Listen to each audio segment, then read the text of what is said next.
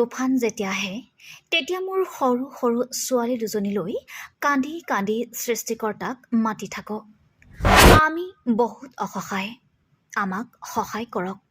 অসম চৰকাৰক এই আহ্বান বৰপেটা জিলাৰ বাগবৰ বিধানসভা সমষ্টিৰ আগমন্দিয়া গাঁৱৰ চাহানুৰ আৰু তেওঁৰ পৰিয়ালৰ। বিগত দিনবোৰত এটা প্ৰধানমন্ত্ৰী আৱাস যোজনাৰ ঘৰ পোৱাৰ আশাতেই দিনে নিশাই ঘূৰি ফুৰিছিল চাহানুৰে, কিন্তু এতিয়ালৈকে পাবলৈ সক্ষম হোৱা নাই। জানিব পৰা মতে আগমন্দিয়া গাঁৱৰ চাহানুৰ আৰ্থিক অৱস্থা অতি শোচনীয়। তেওঁৰ থকা ঘৰটোৰ তথৈবচ অৱস্থা।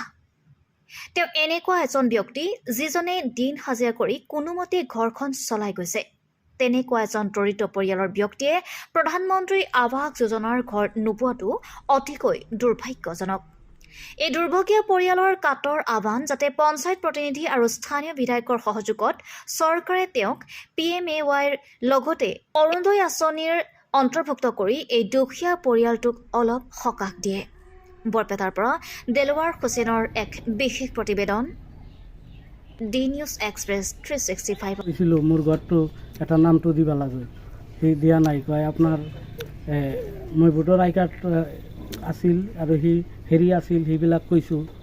কয় আপোনাৰ ঘৰ নহ'ব। কিয় নহ'ব সুধিছিল নেকি? কিয় নহ'ব মই সেইবিলাক তাৰ সোধা নাই, কিয় নহ'ব। কি কাম কৰে? মই হাজিৰা কৰোঁ আৰু এই ভাল ভাল মানুহে অৰুণোদয় আঁচনি পাইছে।